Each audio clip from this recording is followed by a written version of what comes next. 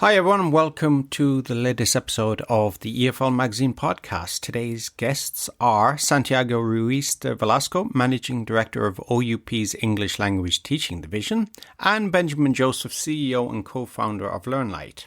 Today, among other things, we'll talk about Aspire, which was developed in association with Learnlight for higher educational institutions that need to support their students, staff and faculty with English proficiency designed to address challenges head on. I hope you enjoy the podcast. Hey everyone, buckle up for a new episode of the EFL Magazine Business Podcast, the one and only podcast made to help you launch your business or take your existing business to a level of success you could never have imagined. Whether you're a school owner, freelancer, publisher, or other entrepreneur, you're sure to pick up lots of actionable advice when you listen to the EFL Magazine Business Podcast. Remember to visit eflmagazine.com for great articles and features. Without further ado, here's your host, the founder of EFL Magazine, Philip Pound.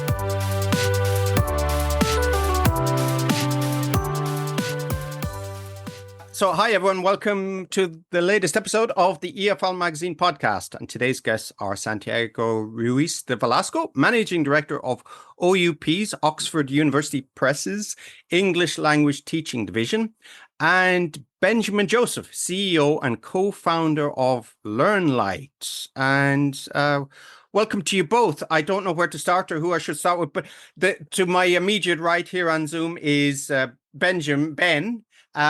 Where are you calling from today? Where are you today?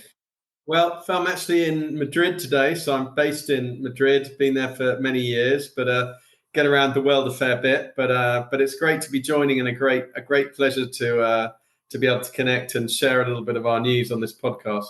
Fantastic. And Santi, where you dialing in from today? Actually, no, I'm similar to Ben. I'm actually based in Barcelona, or I live in Barcelona. Actually, my base is more or less between Oxford and somewhere in the world, but my home is in Barcelona. And this week I'm not traveling, which is very unusual. So happy to actually be calling from here in a new place. I just moved last week, so it's a bit empty at the moment. But you are one of the first guests I have. Thank you very much. It's a privilege. And I just want to start, actually, my first question to you, Santi, is that many people know Oxford University Press, of course, but do many people know Oxford University Press? As in, when I worked for a company, I had a manager and he said, always ask the clients what they know about the company. And you'd be surprised what people think they know, but it is incorrect or they don't know. So what do you think about Oxford University Press people don't know? Well, I think it's, as you say, I think everybody kind of relates to their own experience, right? So depending where you go in the world, Oxford University Press means it's like different things. You go to certain places and they think about dictionaries. You go to certain other places, they think about English file. You go to certain other places and they think about assessment and obviously the association with the university. I think what people, maybe I'm hoping that they know that is, but I don't think it's, when I talk to different people, you realize different level of knowledge. But Oxford University Press has been here publishing for over 500 years, right? And we just really kind of been at the heart of trying to understand how education is progressing and moving. So a lot of people really think about Oxford University Press as the press side of things. But if you look at our history, it's a lot of history about methodology, innovation, driving learning outcomes. And I think we are in a very, very exciting moment at this point of time where, we have so many different technological innovations that, we are in this crossroad of how we can use those innovations to keep on doing what we have at our heart, which is driving learning and driving knowledge to improve lives of people. So I think that's the core of who we are. And I think hopefully, we are in a very exciting moment at this point of time. Excellent. And over to you, Ben. Learnlight. Can you enlighten us a little bit on your company? Sure. So obviously not as many people have heard of Learnlight as have Oxford University Press. So I didn't say that. Really exciting. But so Learnlight, we've been around for about 16 years now. Our mission is to create master communicators for the global workplace. What that really means is helping people from different linguistic and cultural backgrounds understand one another better. And we get very passionate about that because when we look around the world, it's kind of pretty obvious we all need to do a better job of understanding one another and being empathetic towards one another. And one of the key parts of doing that is language, obviously, and the lingua franca for most people is English. So English language is a big part of what we do, although we do also other things like intercultural training, interpersonal skills training. And we now deliver all over the world in 190 countries. We're focused on businesses purely, a lot of big multinationals with operations all around the world. And I come from a teaching background, Phil. So I was a teacher for many years and a trainer. And when we founded Learnlight, there was this question that everybody was asking. It was kind of the beginning of online. And people were saying, hey, is the future trainers or is the future technology? And are people going to learn from technology or are they going to learn from trainers, right? And there was a big debate about that. And we felt very strongly in the ethos of our founding was, the idea that it's not technology or trainers, it's technology and trainers. And so what we've always done is try to combine the very best learning technologies, the very best content that we can get with the world's best trainers. And that's how we try and deliver sort of tangible, impactful learner outcomes for our students. Fantastic. Thank you for that introduction, Ben. I just want to get back to you, Santi, and it was a little bit about your background and being a non-native English speaker, now managing director of OUP's ELT division. How has your personal experience shaped your approach? Well, thank you. I mean, I think it's massively. I think when I finished university in the Basque Country. I'm from the Basque Country. I'm from Bilbao, in the north of Spain. And when I finished there, I thought, okay, I want to have an adventure. Let's go to London. Let's spend there a few months there, learn some English, and come back home and start my professional life. So I went to London, and then I realized the theory that I had learned was very different to the practical knowledge that I needed.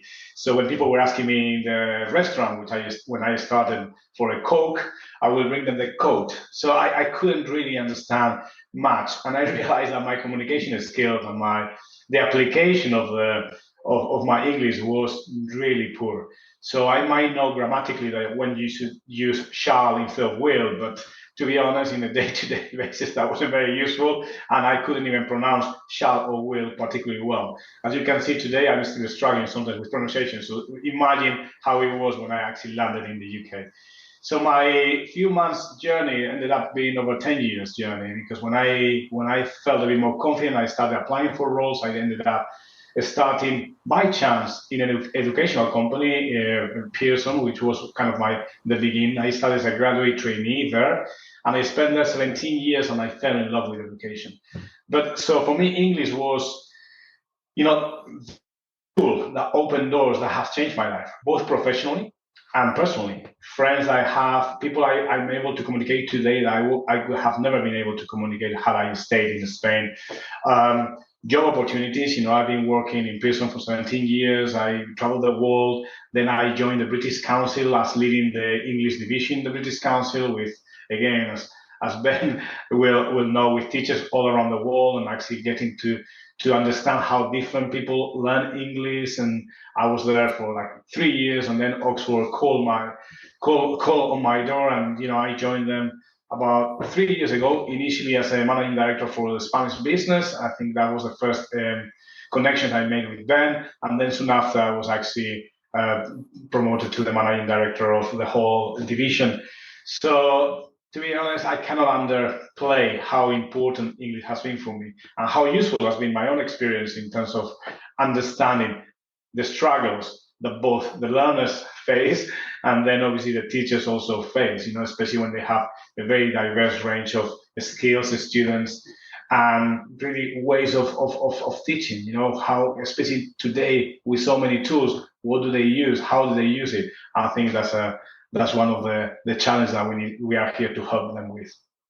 Fantastic. Yeah, we've all been there. I think I mentioned on the last podcast with RVF International with Harrison Fowler that his company basically facilitate people coming to Spain, the visa process and, the bank setting up banking. And, there's a lot of red tape.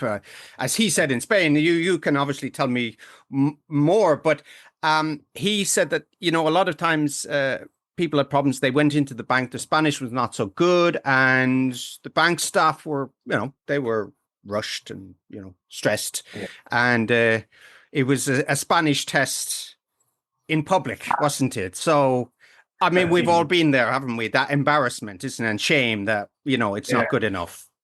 Totally. And actually, especially in those kind of things, the bureaucracy in Europe is also particularly complex, So you really are a bit lost with all those type of things. If your Spanish is not good enough, I mean, it's even hard for people who speak fluent Spanish, as Ben would be able to witness. So let alone when you go there with a very basic knowledge of the language. So yeah, totally. That embarrassment is very. I mean, learning a language is painful, and I think that's part of the journey. And you become a better person, a more resilient person at the end of it if you stick with it and you really, progress. And the sense of pride only comes with things that are painful and hard to achieve. So I think that's one of the exciting things of learning the language.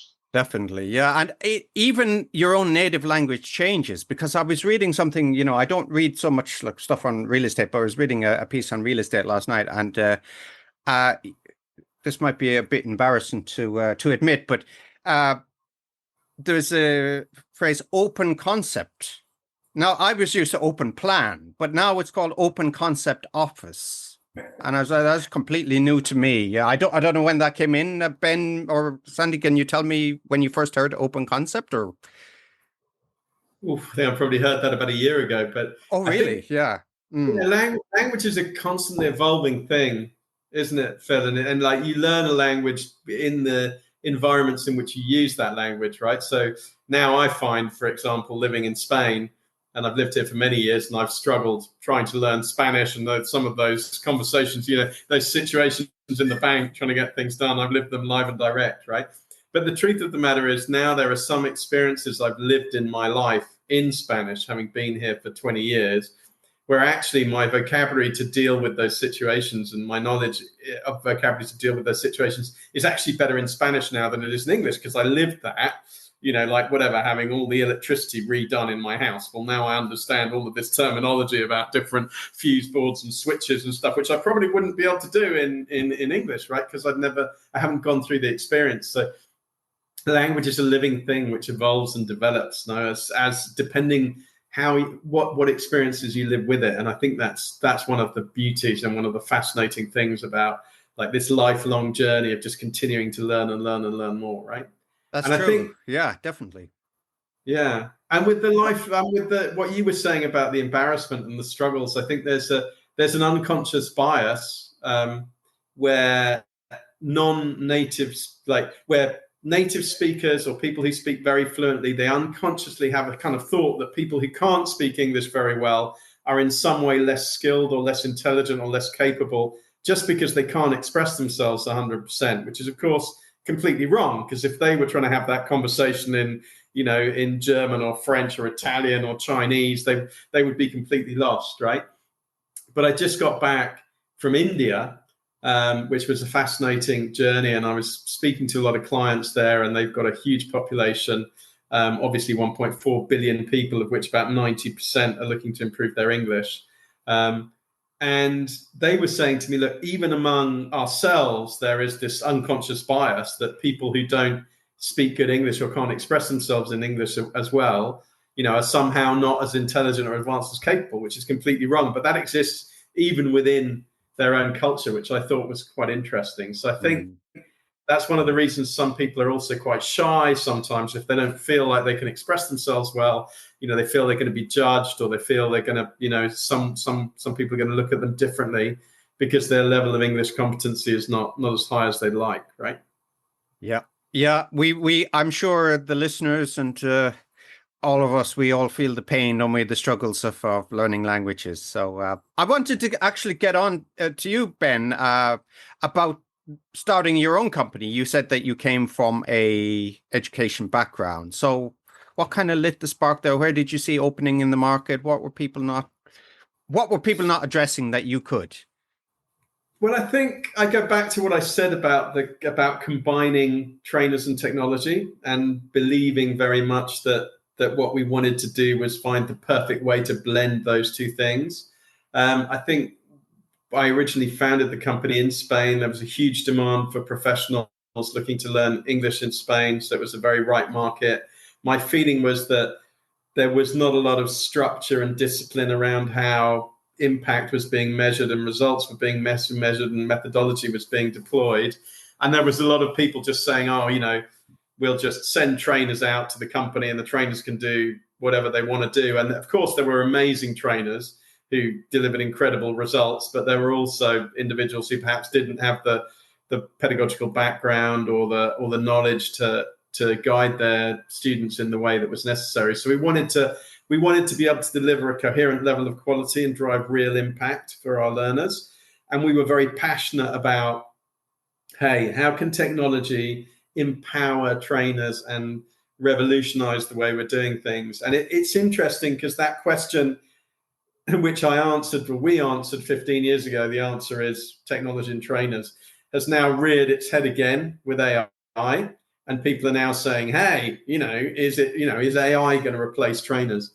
And we've been doing a lot of work with AI and a lot of work, in fact, with our association with Oxford on how AI integrates into that whole experience. But at the end of the day, and I can go into quite a lot of detail about why, but my conclusion remains the same, which is, AI is not going to replace trainers, but trainers with AI may replace trainers without, right? Because there are so many incredible things that AI can bring, and they can provide a safe place for people to practice, and it can give incredibly targeted, personalized content, and obviously content generation, and democratizing access to learners all over the world. I mean, there are all these amazing things to do. But at the end of the day, that desire for human connection and the engagement and the motivation, which is required for learning a language, because it's a long-term thing, learning a language. Like, a lot of what drives the engagement is the relationship people build with their trainers, and it's the trainers who get them through those troughs and those difficult moments, and they give them, the confidence and the drive they need to get to their objectives. So we are working very extensively with AI, but we still believe it's that combination of trainers and AI that's the future.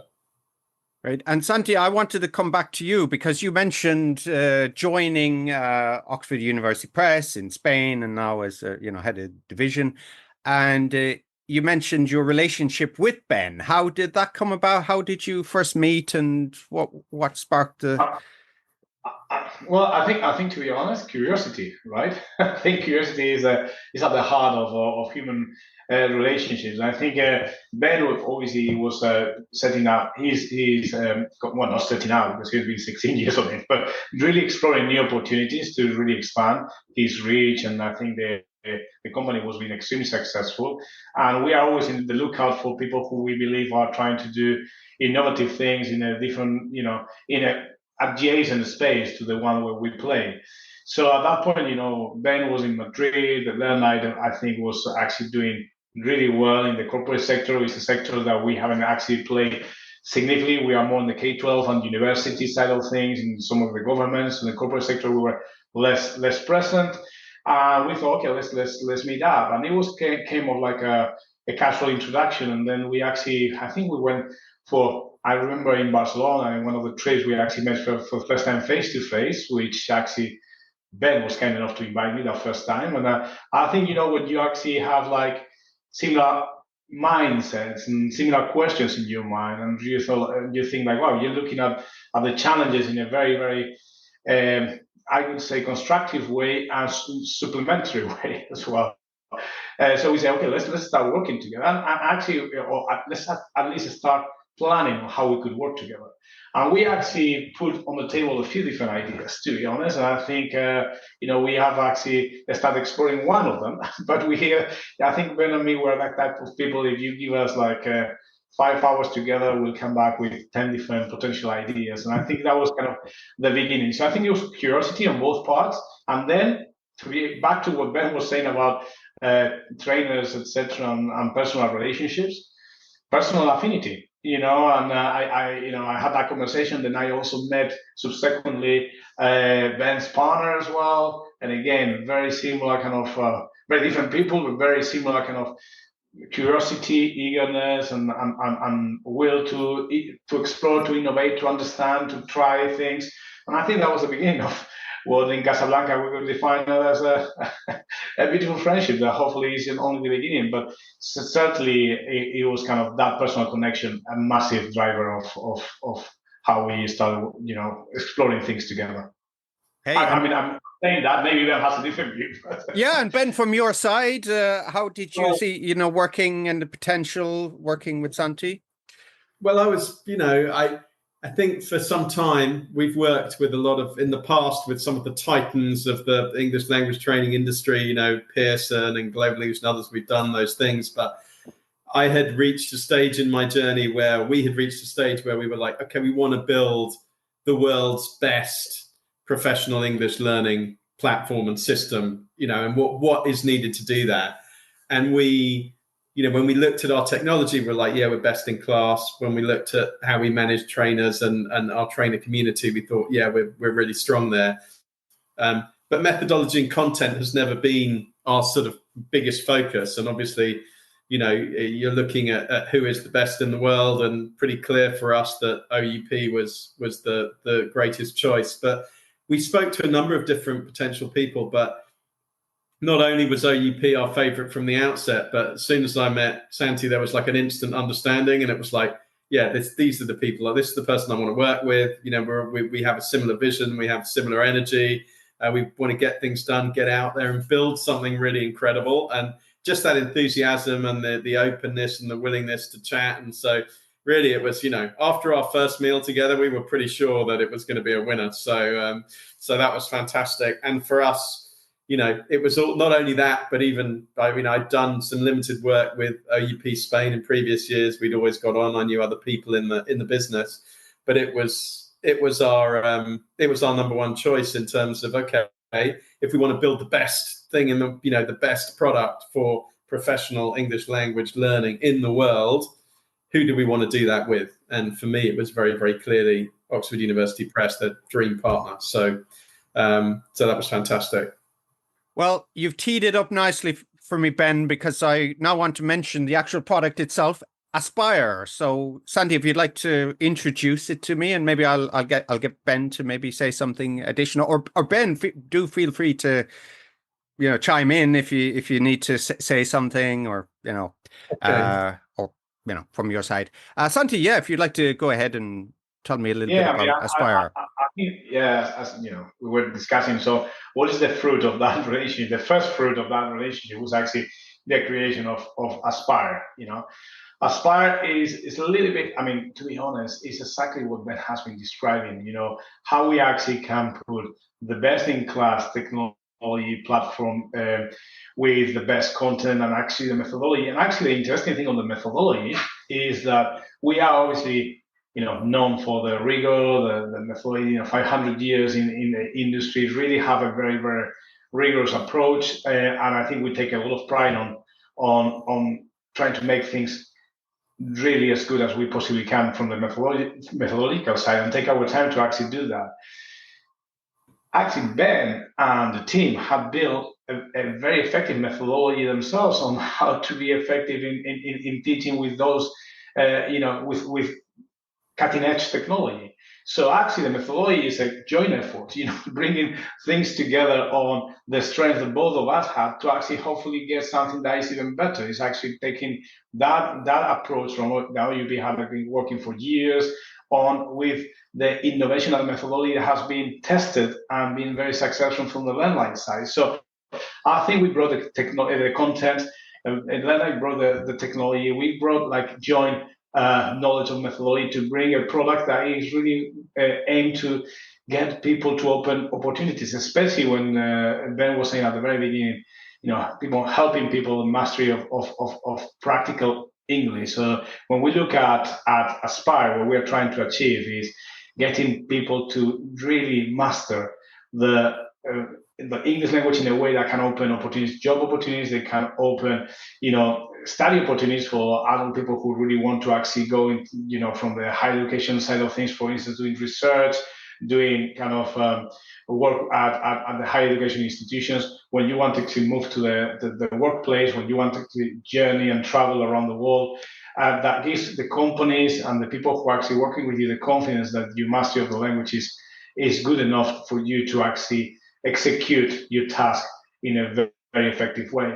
And connecting people around the world, I think one of the main things that we are trying to bring is a product that really can work both in Latin America, Asia, and in Europe, that really kind of has that kind of common ground that really kind of connects the world across the different parts, and taking a very, very effective approach. I think Ben has been mentioning the same thing that I've been mentioning quite a lot. It's learning outcomes, being very learning outcomes driven, making sure that the learning outcomes are clear and measurable. Can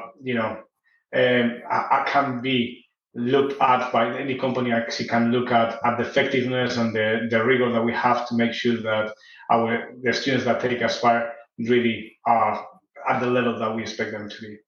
I think that's kind of the main goal of Aspire, and I think we have very different potential people who are interested. So Ben is actually focusing a lot in the corporate sector. We are focusing a lot in governments. I mean, there's a few governments that we are having a very significant conversations. We are looking also at higher education institutions, and it is impressive to see the initial interest that Aspire is picking up. I think I am quite impressed about how in only kind of 3 months is already gaining so much interest from so many different people. So obviously it feels like something like a winner is in the cards here. Yeah, I mean, I think it's, Phil, there's a smorgasbord of options available for someone who wants to learn English. There are endless options available, right? And the question is, well, if you want the very best, where do you go, and how do you know that's a good solution, right? Because we're all in the business and we all look at these solutions day and night. But for someone who's coming in and isn't familiar with learning a language and maybe doesn't know what to look at and how to differentiate, how do they know whether to go and buy the CD which says learn English in a week and 1,000 words, or whether to do Aspire or whether to do something different? So I think we wanted to bring together the very best, and I think the interesting thing about Aspire is it combines cutting edge technology and microlearning with highly personalized learning paths, AI driven fluency practice, the world's best trainers, and together with Oxford OUP methodology and content, OUP certified trainers, so the very best trainers in the world, and finally OUP certification, because for a lot of people, when they do this, at the end of the journey, they want to be able to say, hey, look, this certifies my success. This enables me to get a new job. This enables me to enter into university. This enables me to progress and live my best life, right? So they get the combination of, amazing technology, amazing methodology, and amazing trainers. And of course, at the end of that, they get a certificate which proves the outcomes and the journey they've been on. So it's a really rounded out solution for people who are looking to open up a whole load of opportunities, whether they're in universities, whether they're in government, or whether they're in corporate, right? It is a solution that's focused very much on professional English. So it's not for, teenagers or kids. It's focused very much on those professionals. And that means that the way we built it is all about driving fluency, driving competence. We're big believers in learning by doing, and that's part of our methodology. So to give you a simple metaphor, right, Phil, if you want to learn how to play the guitar, right, you can watch 300 videos of other people playing the guitar. You can read a very detailed manual on what the fretboard looks like. You can study harmonies for as long as you like, but actually, till you pick up the guitar, you're not going to make much music, right? And that's a very simple way of describing what we call the empowerment methodology, which is all about equipping people with what they need, but then giving them the opportunity to use it in a safe space and practice it until they really become confident communicators. And I think that's been the heartbeat of what we've been trying to do with Aspire, which is why it combines all these different elements. So initially this is a corporate solution. So it's aimed at, the consumers are normally either universities or the companies or the government bodies, right? So you would be a member of one of those bodies in order to access Aspire. So it's not a consumer solution. It's a solution which is for corporate, right? And it would allow you to do all of that. You can access it through an app. It's mobile first app. You can access it through your laptop, and you can sign up to all of those things. And there are different flavors, right? So there is a kind of pure digital flavor where people can just consume the content and practice with AI and do all of the other amazing things that are available in there. And then that can be combined either with group sessions and group classes or with one-on-one sessions. So depending how quickly you want to move and potentially how much you want to spend, you can choose which of those flavors you follow and how you can get there. And you can then take that completion certificate and use that to, put on your CV, put on LinkedIn, and prove your level of English competence in whatever scenario you might need to. So that's very much what we're focused on. Part of what Aspire delivers is very transparent analytics to those who are actually purchasing it as well, because like I say, in fact, all of our clients are organizations. So they may have thousands or tens of thousands of learners on Aspire, right? So they also get very transparent sort of metrics and analytics on, hey, how is this working? Who's engaging? Who's not engaging? Are we achieving the level of linguistic uplift and competence that we're looking for? So that's the way that individuals would access Aspire through their organizations. It would cater to most of those needs you've mentioned. Yeah, I think to add, and I think Ben has described it very well. But it's what we call an institutional, product. It really requires an institution to really take the most out of it. So it's not a consumer product, and it's a reason for that. I think the methodology is actually different when you go directly to consumer, to the type of customer we are actually targeting in Aspire, whether it's corporate, whether it's government. You really want to I think this product requires some guided learning. You have to do a lot of work for yourself, but you can actually either use as Ben has said, some of the trainers and use that capability, or if you're actually doing some training normally, where we work with the different institutions to make sure that we get the right flavor, as Ben was calling, to the goals of that institution. The goals in government, for instance, we're working potentially with a few clients who really want the employees to really have a competency very specific on how to deal with different parts on the government side of things. To say how the different employees, they should actually master English and how that would be in practice. So you actually design the flavor that it really fits to that type of customers. Whereas if you go to a university, and it's much more about making sure you get access to a pool of people who want to work in finance, the journey might be and the flavor might be slightly different. So I think that's one of the benefits of what we're creating, that has that flexibility that really is determined by the needs of the institutions and that we work with. And there might be quite a few flavors there with the same kind of core at the end of it.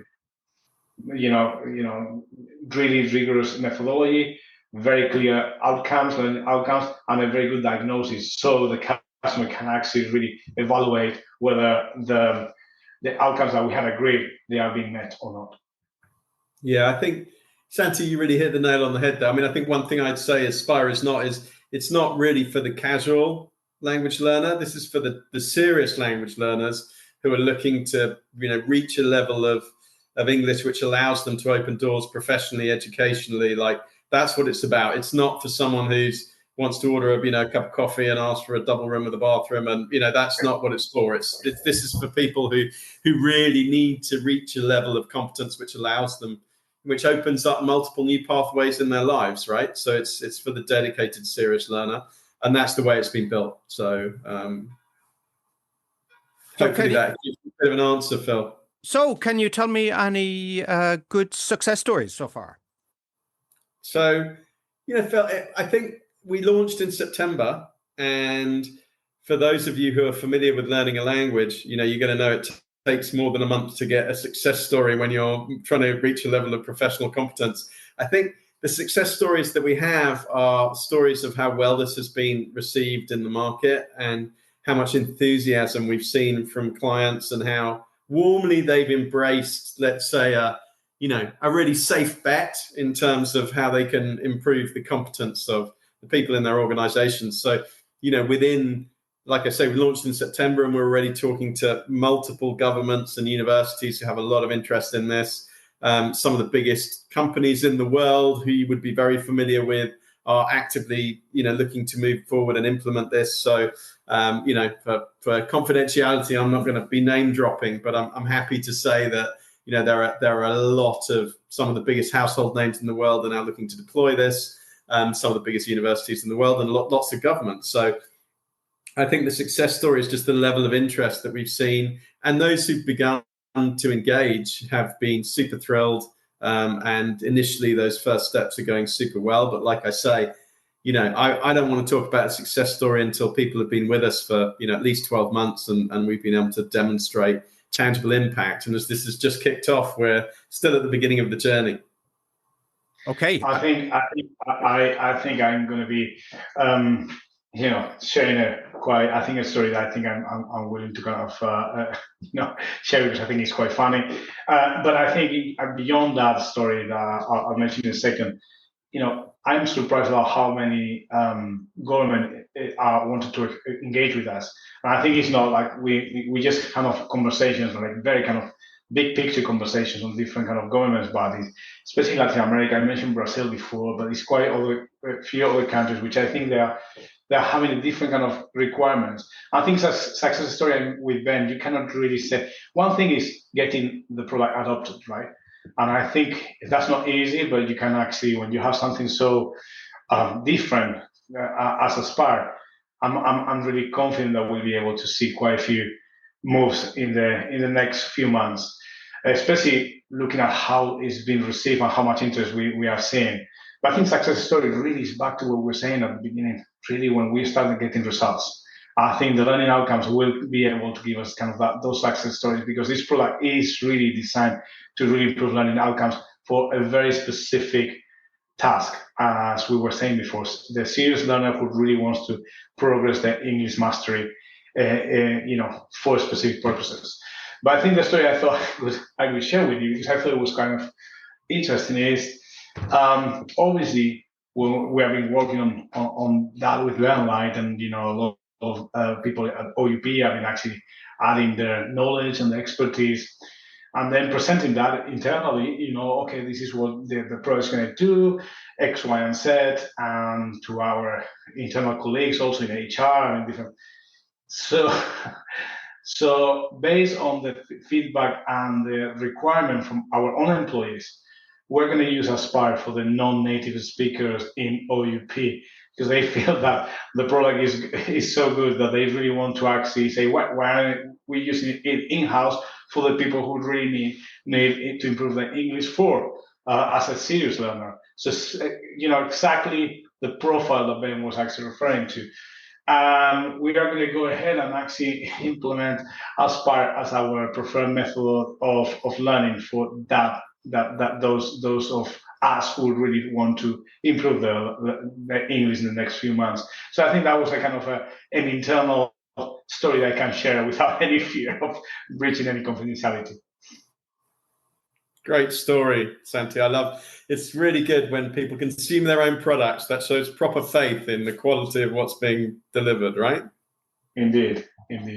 Absolutely. So I wanted to move on. So we're going to have a link to all the Aspire products in the the Aspire in the podcast notes, and I wanted to talk a little bit more broadly about the ELT industry. So, there's been a lot of changes in the ELT industry. You've mentioned, AI, and then people had said that their physical books were moribund and thing of the past, and there's been hybrid learning and. So where do you see generally the ELT industry going over the next 5 to 10 years? What's going to be the changes? Okay, I'll kick off. I don't think well, there's two things. I think, first of all, educational disruption only in ELT is going to be significant, right? And my sense, my perception, and my assumption is that the disruption normally comes in the adult sector first. When you have the K-12 and you have a significant investment and a lot of legacy with your educational system for K-12, that's a bit that's a bit more complex to implement disruption. But normally, the type of things that we're doing together really is disruptive. I think when people are really eager on getting transactional outcome, which actually will open doors, and I think that the adult segment is going to be ripe for disruption, and I think the most successful disruptions will permeate down the educational system. That's my expectation. Which of those disruptions are going to be more successful? My view is in education, like in many other things in life, but I could say education probably one of the highest. Trust is key. There's going to be so many offers, as Ben was referring to earlier about like the amount of noise there is already in the market. But at the end of the day, when you're actually betting on your career or your kids' career or your kids' future or the people you love, it is so much about trust, right? You really need to actually be able to drive trust and make sure that the partnerships that you create with an institution are the right partnerships, and that you trust that they are going to do the best for you, and you trust that the promise that they are making, it is something that they are going to take seriously. So I think the companies, the offers, the products that really drive trust best are going to be the ones that really are going to be successful in this kind of noisy world that I think we're going to experience. And my suspicion is in 10 years' time, I think at the moment we are in a boom of a lot of offers. And I think that's always like when the disruption happened, like AI at the moment, all of a sudden everybody has an idea, everybody just, and normally nature really kind of, filters things down into a few different options, which I think will give us a much more, a much smaller kind of number of options, but options enough that we'll be able to personalize our different journeys and will give us a lot of flexibility. So I think what we need to really focus on is on doing the things really well, really rigorously, and really knowing what is at the core of what we do. In fact, my view is about learning outcomes and helping people. The other thing I could say is a lot of people are asking me, and I think it's a very fair question to ask, what happens when we have AI that really translate whatever we say immediately in your own language, and all the time, you don't need to learn the language to communicate effectively. I always say the same. This is actually the same thing that I think we need to, depending on the value we put in the language. The language mastery is not only about being able to repeat the same that you say in Spanish and English. So it's got a cultural element to it. It's got kind of an element of making your mind and your brain be much more adaptable. It has a benefit to your overall kind of well-being as a person. So I suspect that language is always going to be part of our kind of learning, the same as well as mathematics. You have calculators that will do things much faster than any of us will do it right now, and much more effectively and with less mistakes. But we still teach our kids how to multiply, how to divide, how to add, how to do integrals and different kind of different mathematical operations, because it's really good for the mind. My sense is that language is exactly the same. And the other thing is, I am very clear on that. I think this is something that people don't appreciate very, I'm a slightly different person in English than I'm in Spanish. I don't have different values. I don't have different, different opinions on the matters, but I express myself differently. Language is one good example of that is when people ask me, how are you doing? And bear in mind when I say English, I'm British English because my English was learned in the UK. An American will actually express themselves very different to me or an Australian. So if I've been asking, how are you doing, Santi? I would say, not bad. Not bad would be my standard answer. I could never say not bad in Spanish.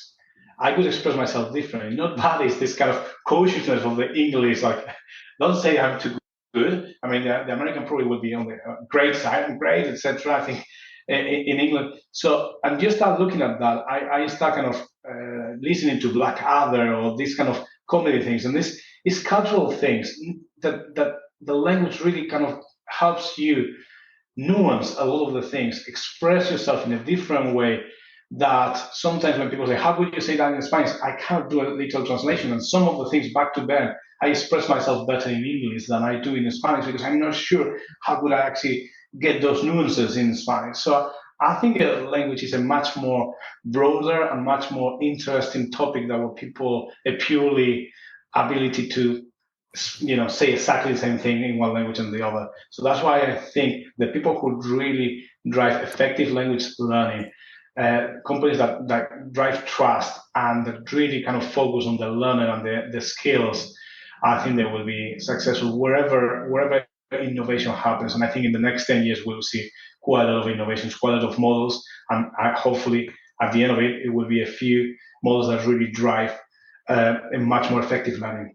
Okay, well said. The word regulare, does that mean not bad or does that mean good? Regular is not great. Oh, not great. Okay, well, Yeah, there's a faux of me in my part. Yeah. If someone say that gonna be good news. Like it's probably more negative than positive, I would say. Oh, okay. Well, there you go. And Ben, your point of view on that, on the ELT industry and learning languages. The ELT industry that's a very big question, Phil. So I'm going to limit myself to the bit of the ELT industry I kind of understand best, which is the sort of adult and professional and education and government side of things. I think from my perspective, there are going to be a number of key changes. I think one of them is going to be inevitably the increasing use of technology. And anybody who says to you they know what AI is going to do to our lives in 5 years' time is lying, because nobody really knows, right? However many experts you speak to. But I think we will see an increased, for the low stakes language learning, I think we will see an increased use of AI, because for people who maybe can't afford human personal trainers, AI is going to provide a much more tangible alternative than has existed to date.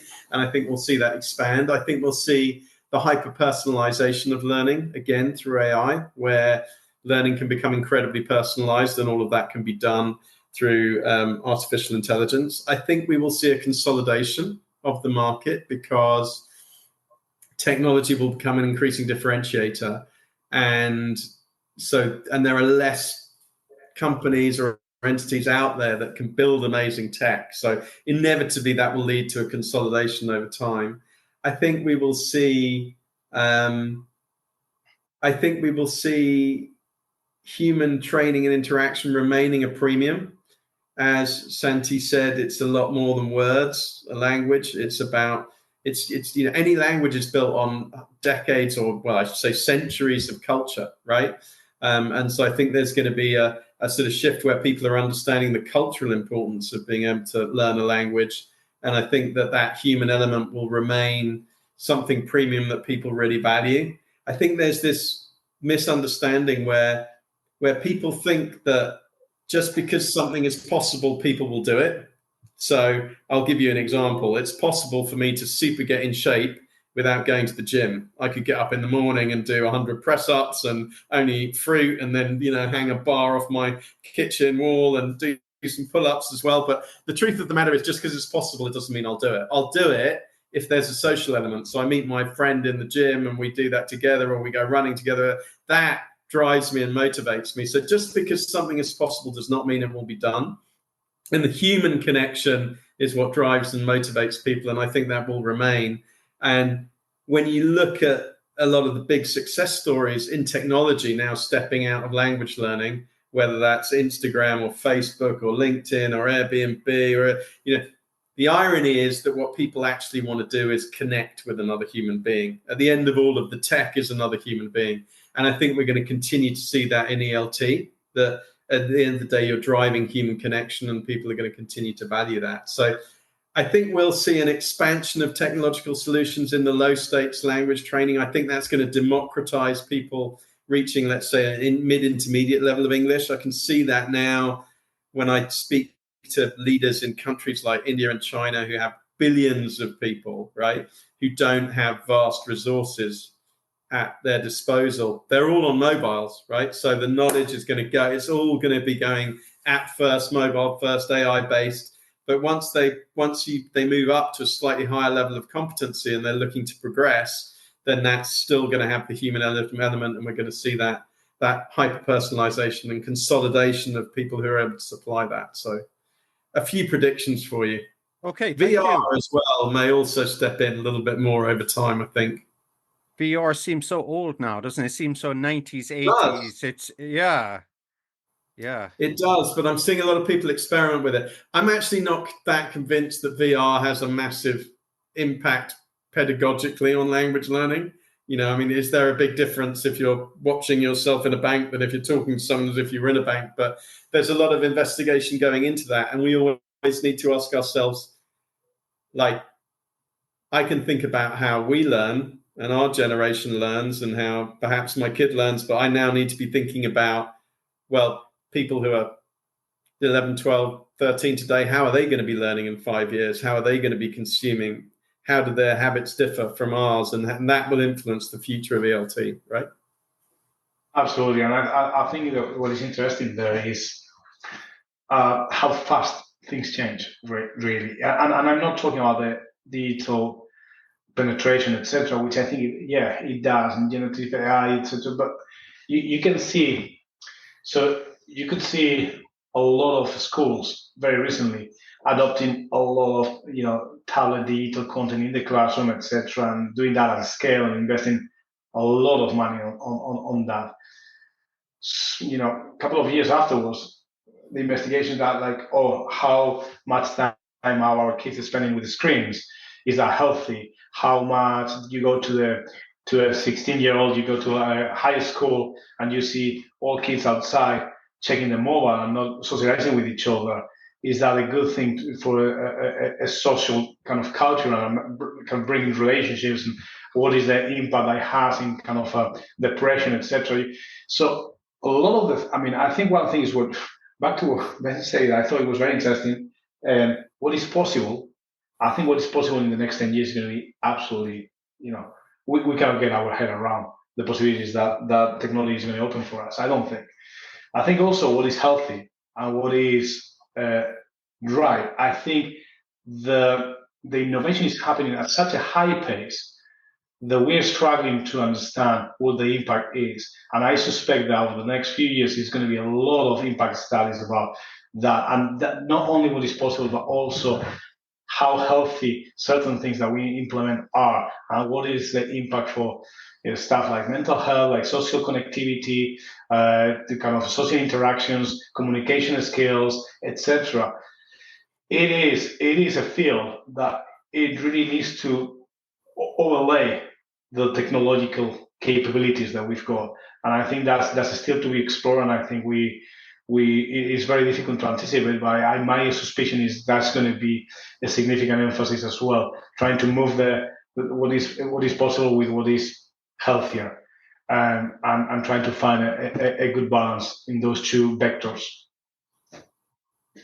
Okay, and I just wanted to finish up today. Thank you both for coming on the podcast today. And I wanted to finish up about the future. Well, we talked a little bit about the future there already, but the future of OUP and Learnlight, is there anything in the works that you can talk about or you'd like to talk about? Don't have to.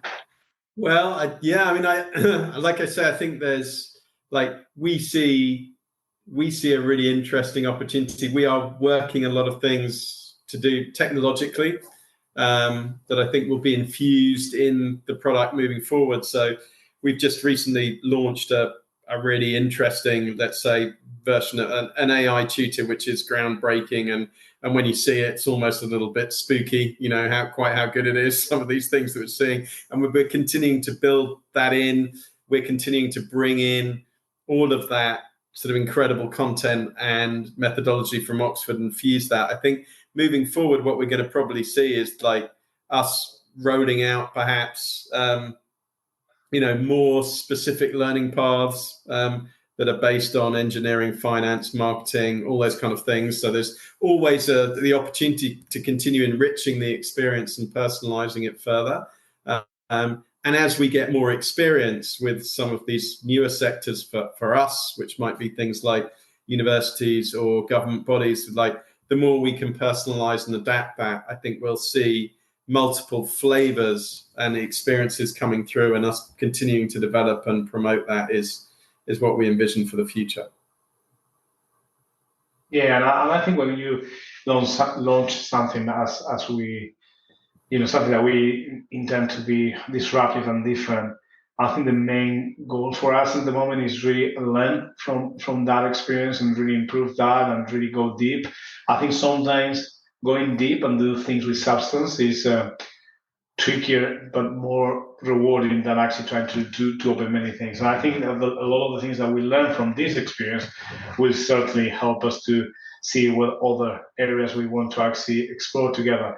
But I think our focus for the foreseeable future it is really making sure that we test this out, we listen to our customers, we improve it in the way we can, and we make that journey that you're talking, driving trust, driving outcomes, and driving efficacy of our learning proposition. So I think that's a already very ambitious goal for the foreseeable future. Okay, Ben and Sandy, thanks again for coming on the podcast. Been a real pleasure. Thanks very much, Phil. Thanks for listening to the EFL Magazine Business Podcast with Philip Pound. For more great advice and resources, check out eflmagazine.com. If you found this podcast helpful, be sure to subscribe so you never miss an episode. See you next time.